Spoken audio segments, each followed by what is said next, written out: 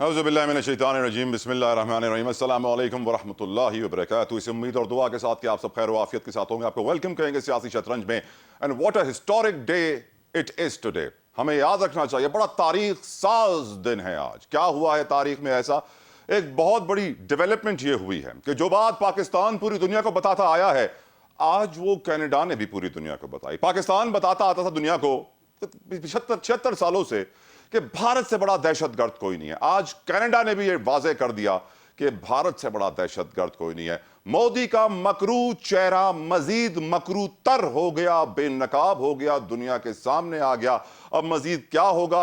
यकीनन बहुत सारी डेवलपमेंट इसके ऊपर होगी, इसको भी आगे डिस्कस करेंगे। एक और तारीख साज काम जो आज हुआ है, जो तारीख में पहले कभी नहीं हुआ। इस खित्ते के देरीना दुश्मन दोस्त बन गए। मैं बात कर रहा हूं ईरान, सऊदी अरेबिया और अमेरिका की। सऊदी अरेबिया ने अपने बड़े स्टार प्लेयर, अपनी बड़ी स्टार टीम फुटबॉल की अल नसर को ईरान भेजा है फुटबॉल की एशियन चैंपियनशिप के लिए। साथ साथ ईरान ने 5 कैदी अमेरिका के रिहा किए हैं। साथ साथ अमेरिका ने मुंजमद $6 अरब भी रिहा कर दिए हैं ईरान के लिए। तो यह बहुत बड़ी डेवलपमेंट है इंटरनेशनल सियासी शतरंज में। लेकिन नेशनल सियासी शतरंज की बात करें तो एक और तारीख रकम हुई है। बिलावल भुट्टो जरदारी साहब ने नून लीग से गुजारिश कर दी कि हमें खेलने दीजिए, लेवल प्लेइंग फील्ड दे दीजिए। जो पहले हमले करते थे, सियासी गोलाबारी होती थी, बड़ी बड़ी स्टेटमेंट्स एक दूसरे के खिलाफ दी जाती थी, आज पीपल्स पार्टी नून लीग से इलेक्शन में खेलने के लिए, मुकाबला करने के लिए लेवल प्लेइंग फील्ड मांग रही है। और मैं आपको बता दूं बात कि जो इस वक्त इंटरनेशनल हो रहा है, जो इस खित्ते में हो रहा है, उसके ताने बाने, उसके असरात पाकिस्तान पर भी मुरत्तब होंगे। इससे पहले कि मैं नेशनल पॉलिटिक्स या लोकल सियासी शतरंज को डिस्कस करूं, पहले मैं इंटरनेशनल सियासी शतरंज को डिस्कस करना चाहता हूं। हम ये बात जानते हैं कि भारत में अक़लियतों के खिलाफ कितने मजालिम ढाए जाते हैं। न सिर्फ मुसलमान, सिख बरादरी भी इंतहा पसंद हिंदुओं की सोच से बड़ी परेशान है। और मोदी जो कि गुजरात का कातिल है, सिखों का कातिल है, पूरे भारत में जुल्म बर्बरियत तशद्दुद को फैलाने वाला है, खित्ते के अमन को तबाह करने वाला है। मोदी अब इलेक्शन की तैयारी कर रहा है और उन्हें मालूम है कि इलेक्शन हारने वाला हूं, इसीलिए वो जज्बात उजागर करने के लिए, लोगों के जज्बात भड़काने के लिए मजहब कार्ड का इस्तेमाल करते हैं। लेकिन इस दफा उनकी सियासत बड़े खतरे में है और ज्यादातर पॉलिटिकल एनालिस्ट यही कह रहे हैं कि मोदी अब पावर में नहीं आएंगे। वैसे वो इंडिया का नाम भारत में तब्दील करने जा रहे हैं, लेकिन उससे भी उन्हें कोई फायदा नहीं होगा। लेकिन ये बात शुरू होती है 1980 से, जब भारत में सिखों के खिलाफ एहतजाज और उनके खिलाफ जुल्म शुरू होता है।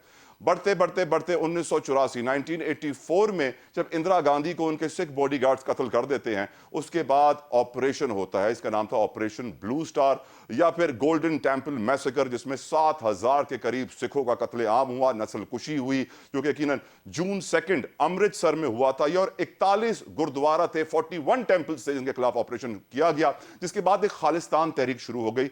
सिखों ने अपना अलहदा मुल्क का मुतालबा कर दिया और ये खालिस्तान तहरीक मोदी की गवर्नमेंट में और ताकत पकड़ गई, तूल पकड़ गई। कनाडा में एहतजाज हो रहा है, बरतानिया में एहतजाज हो रहा है। फिर होता क्या है कि भारत अपनी दहशतगर्द रॉ एजेंसी के बंदे भेजता है कनाडा और सिखों का कत्लेआम वहां पर भी शुरू किया जाता है।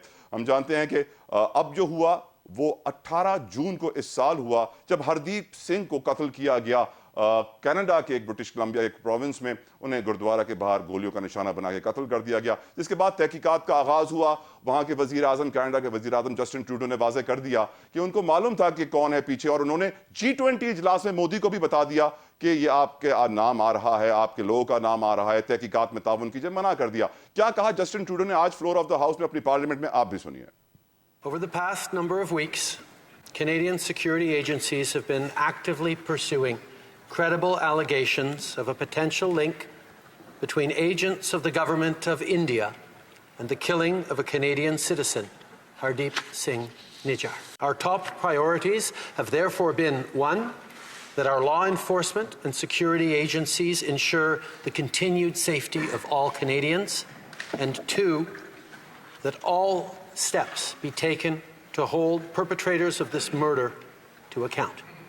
कनाडा ने भारतीय रॉ के एजेंट को मुल्क बदर कर दिया जो उनकी एम्बेसी में था, और फिर भारत ने चंद घंटों के बाद कनेडियन सफीर को भी मुल्क बदर करने का कह दिया है। और फिर वही रिवायती इल्जाम डिस्कस करेंगे। हमारे साथ मौजूद हैं डिफेंस एनालिस्ट और पॉलिटिकल एनालिस्ट अब्दुल्ला हमीद गुल साहब। किसी तारुफ के मोहताज नहीं। अब्दुल्ला साहब, thank you so very much. Sir, मैंने आगे चल के आपसे और भी इश्यूज इस खित्ते के डिस्कस करने, लेकिन पहली चीज, अब तो मोदी का चेहरा सर बेनकाब हो गया। हम पूरी दुनिया को बता रहे थे, आज कनाडा भी बता रहा है। हमारी नहीं सुनी जाती थी, क्या कनाडा की सुनी जाएगी? क्या इंटरनेशनल कोर्ट ऑफ जस्टिस की ताकत का इस्तेमाल किया जाएगा? अब्दुल्ला हमीद गुल साहब। बिस्मिल्लाहिर्रहमानिर्रहीम। देखें, कनाडा जो है वो अमेरिका का इत्तेहादी है और जाहिर है G20 के अंदर उसका एक बहुत बड़ा किरदार है। इसी तरीके से दुनिया के ताकतवर जो कॉरिडोर्स हैं उसके अंदर उसका शुमार होता है। जस्टिन ट्रूडो जो है वो हर दिल अजीज एक रहनुमा है और मैं समझता हूँ कि उनकी पॉपुलैरिटी कनाडा में भी बेतहाशा है, लेकिन कनाडा से बाहर भी उनकी पॉपुलैरिटी जो है उसमें कोई कमी नहीं है। और उसकी बुनियादी वजह यह है कि वो एक इंसान दोस्त बुनियादी तौर पर आदमी है। कनाडा वैसे भी एक ऐसा मुल्क है जहाँ किसी किस्म का वायलेंस जो है वो बर्दाश्त नहीं होता। अब जो पाकिस्तान बात करता था पिछले 75-76 साल से, उसके अंदर अब मेरे ख्याल में इसलिए तक़वियत आ गई है क्योंकि आज ये मगरिब ने कह दिया। आपको पता है ना, जब मशरिक कहता रहे तो फिर तो कोई बात नहीं होती कि जी मशरिक की तो आदत ही है। लेकिन दुनिया का एक फर्स्ट वर्ल्ड कंट्री जो कि अमेरिका का एक बहुत ही बड़ा इत्तेहादी है और उनका पड़ोसी है, वो जब ये बात करता है जहाँ मुख्तलिफ ममालिक के लोग रहते हैं। आपको पता है कि ये वो इलाका है जहाँ सिखों की एक बहुत बड़ी तादाद मौजूद है और वो उनके ऐवाने इक़्तिदार के अंदर भी मौजूद हैं, उनके मुशीरों में भी मौजूद हैं, उनकी पुलिस में, उनकी सिक्योरिटी फोर्सेस में सिखों का एक बहुत अमल दखल है और वो बड़े पुरअमन लोग हैं। वैंकूवर वगैरह में उनका बड़ा जो है वो होल्ड है। अब दूसरी तरफ जो है खालिस्तान तहरीक जो है उसने जन्म लिया और खालिस्तान तहरीक जो आपने बिल्कुल गोल्डन टेम्पल के 1984 के ऑपरेशन के बाद बात कही, और फिर उसके अंदर क्या हुआ 1984 के ऑपरेशन के हवाले से आपको याद होगा कि जब इंदिरा गांधी को कत्ल किया गया तो इंदिरा गांधी को अपने ही गार्ड्स ने कत्ल कर दिया था और वो दोनों सिख थे और वो बिल्कुल बच्चों की तरह उसने जो है उसके साथ चले थे। लेकिन क्योंकि जब आप सिखों का जेनोसाइड करें, दूसरे लफ्जों में नस्लकुशी करें, तो फिर कोई बर्दाश्त नहीं करता। जो उसके एग्जैक्ट फिगर हैं वो 7,000 नहीं है, 8,900 के करीब सिखों को सिक्योरिटी फोर्सेस ने घर घर जाके उस ऑपरेशन टेम्पल गोल्डन टेम्पल के अंदर कत्ल कर दिया था। और अब उसके यही अंदर तहरीक भारत को तोड़ेगी भी हुजूर? जी बिल्कुल, भारत को तो अब आप इसको मैं आपको बिल्कुल इसको हिस्टोरिकली प्रूव करूंगा। अब आप वो देखें, संत जरनैल सिंह भिंडरांवाले का जो उनके लीडर थे सिखों के, उनको जो है अकाल तख्त में कत्ल किया गया और उसके बाद फिर इंडियन आर्मी ने ऑपरेशन शुरू किए। एक वक्त आया जब इंडियन फौज के अंदर जो है एक खास लेवल से जो सिख ऑफिसर थे उनको जो है आगे नहीं जाने दिया जी जाता जी। था। हसास जगहों के ऊपर उनकी तैनाती नहीं होती थी। अब जो टूटने की बात है, अगर ये खालिस्तान बनता है तो फिर कश्मीर के लिए तमाम रास्ते जो जमीनी हैं ठीक है। वो भारत के बंद। अच्छा अब्दुल्ला और साहब, अगर ये बंद मुझे मुझे आपसे और भी चीजें डिस्कस करनी है, टाइम कम है। एक और बहुत इंपॉर्टेंट जो इस वक्त अपडेट है पूरी दुनिया में, जो ईरान, सऊदी अरेबिया और अमेरिका के दरमियान है, जिस तरीके से रोनाल्डो ईरान में खेल रहा है, कैदी रिलीज हो रहे हैं, बिलियंस ऑफ डॉलर्स जो फ्रीज थे वो रिलीज किए जा रहे हैं। बहुत सारे एनालिस्ट ये कहते हैं अब्दुल्ला साहब, इस खित्ते में अब अमन चाहती हैं इंटरनेशनल ताकतें, इंटरनेशनल स्टैब्लिशमेंट, और ईरान, सऊदी अरेबिया, अमेरिका के बाद पाकिस्तान, इंडिया की बारी है और इसीलिए नवाज शरीफ साहब को लाया जाएगा ताकि ये झगड़ा भी यहाँ पे खत्म हो और खित्ते में अमन आए। आप क्या कहेंगे सर? देखिए, मैं इसकी पिछली बात को जरा एक ही जुमले में क्विकली सर। इसको यस। वाइंड अप कर। देखिए, भारत जो है वो शरारत का दूसरा नाम है। वो कुलभूषण भेजता था, पाकिस्तान कहता था, इंटरनेशनल कोर्ट ऑफ लॉ के अंदर बात गई। अब जो है वो क्या करेंगे, अमेरिका को मजबूरन भारत का जो है साथ छोड़ना पड़ेगा और इसी तरीके से बरतानिया ने भी आज इसकी मुखालफत कर दी है।